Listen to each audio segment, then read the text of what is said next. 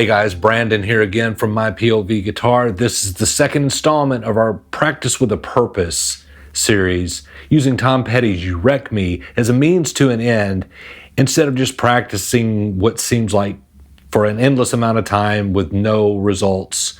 You have a goal, and we're going to get you there. I don't care if you've never played chords before. If you start with lesson 1, if you missed it and you don't know how to play chords, go back to the, I'll put the link up.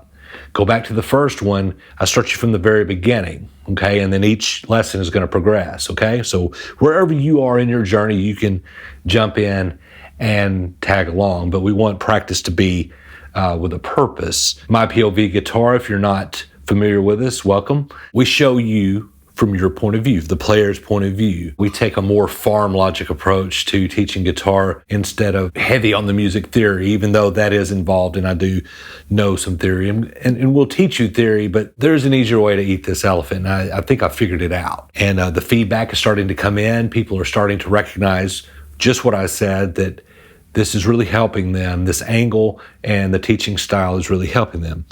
But for now, let's get on to the second part of You Wreck Me, and I'll show you some practice things to do, and we'll move you further along in getting closer to playing this song.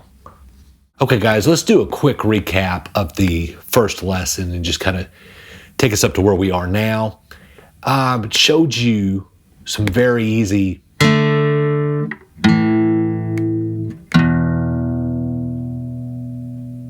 fingerings that you can do in strumming 2 strings, which is the, okay? It's the beginning of those chords, okay? We also, with that practice, I told you to start on that middle one, try to do an upstroke, because that's gonna set you up for strumming later. And at the very end, I showed you that we're going to start doing it with a capo on the 1st fret. And to show you that it's just 1 fret over. So I taught you without the capo first, just so it wouldn't be confusing. That way we could say chord shapes like D and A and E, even though sonically when you capo, it's not. It's D sharp then. But we're just going to keep calling it as if it's open, okay? So we learned a capo, we learned our 3 power chords, and then we were practicing on the upstroke on the middle power chord.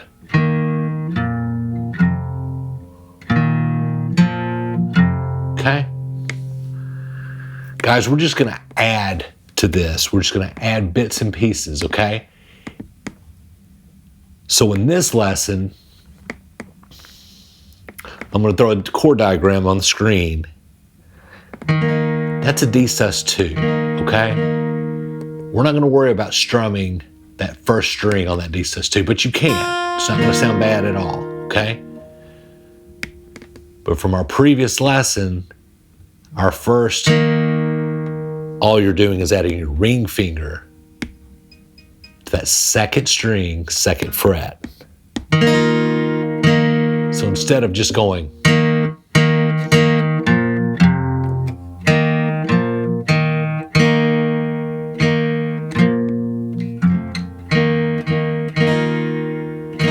so theoretically you could go.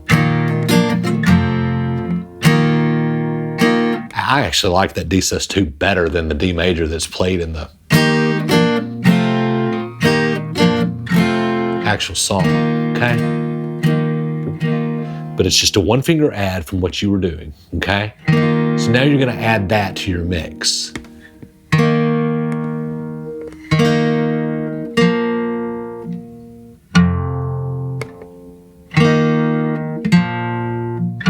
Try to remember to do your upstroke on the middle one.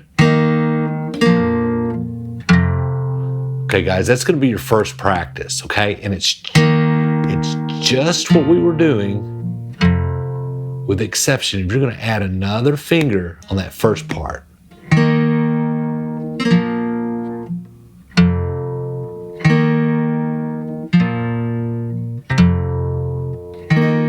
one step closer to playing the chords in the song, okay?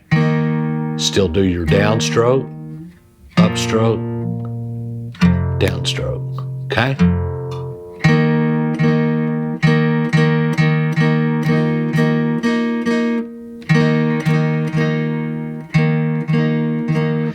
If you don't strum all the way down, you're not going to be able to tell you're fretting it, right? So you're going to have to do some adjustments on your right hand instead of just going to the, because we were just doing those pairings. So now you're going to be a little broader with your stroke. Okay? Guys, when you get used to that, the next thing is on that middle one where you do the upstroke. We were just doing the pairings, right? I want you to practice pressing with that index finger down. See if you can get that string under it. That's going to be the 3rd string, 2nd fret. So instead of just hitting those 2, you want that to ring out, okay?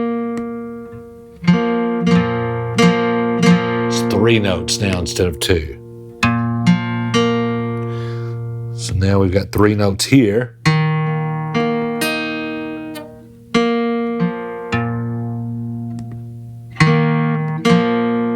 See, it's a little fuller. You can hear it.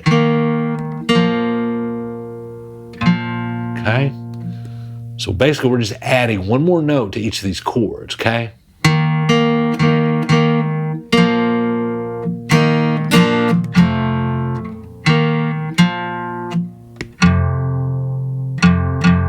Okay? So, first practice. Add that ring finger to that first one. And you can strum from the 4th string down if you want. Or you can just do 4, 3, 2. Just get those 3 notes in there instead of the 2. That's the main thing to practice on. Then you come up with your upstroke and press that index finger down to try to get that 3rd string on that 2nd fret. That note right there is what you're after.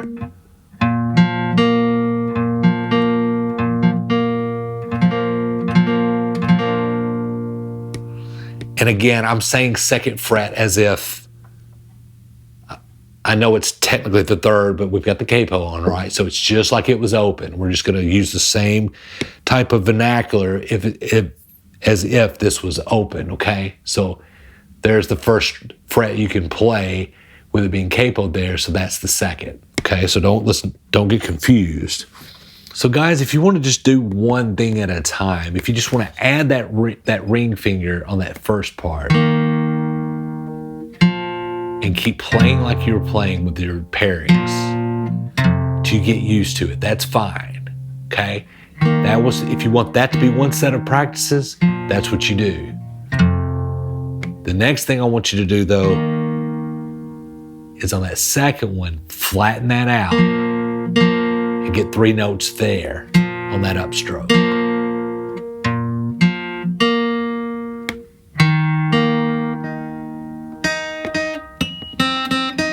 Okay, so there's 3 notes there, upstroke, 3 notes there. Okay? So run through that, guys. Practice that until you get used to making the 3 notes on those 2 parts. Normally, we would just go up and play our pairing there. Okay?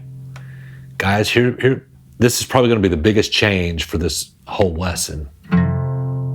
Once you get these down, instead of making it with your index finger, I want you to make it with your middle finger. And then drop that ring finger underneath it, same fret, but on that 4th string. Top 3 notes. Here again, we're adding 3 notes. we're adding a note to make it 3. All right, so we did it down here.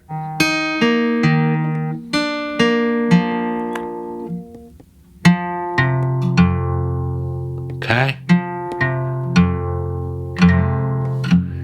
Now, I don't want you to play any further down because that's going to be an E minor. It's the wrong chord. Okay? But use that D sus2, that A note, that A chord there, and then just change your fingerings and get those 3 notes there. Okay? So all you're doing, I mean, technically you could do it like this, but I don't want you to do that. I want you to change fingerings, okay? So you got some changes going on. You're adding 1 new note in your progression, and you're also changing your fingerings and adding a note on that last one. Okay?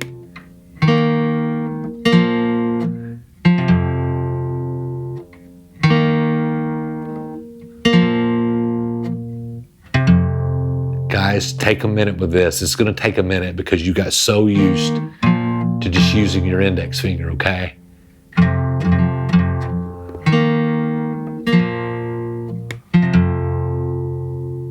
But you're going to be surprised in the next lesson how this right here has set you up to play this thing.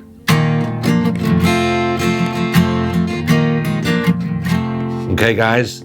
So to recap, you're adding fingers, ring finger, flatten that one out, change your fingerings, okay?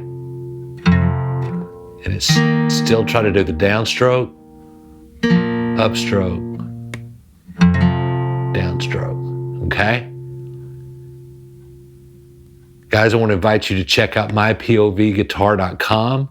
Check out our beginner course. See if this is right for you. This is like the YouTube, except better, because we are doing it in order. We start from the parts of the guitar, how to tune the guitar, how to hold the guitar, how to hold the pick. We go into chords, chord progressions, an introduction to tablature, rhythm, the right hand. I am huge on rhythm. And then we end it with an introduction to bar chords. It's over 50 lessons, guys, with a PDF downloadable workbook. That would be an $1,800 value if you did 50 lessons locally. See if this is right for you guys, but keep practicing this Tom Petty, and I'll see you in the next lesson.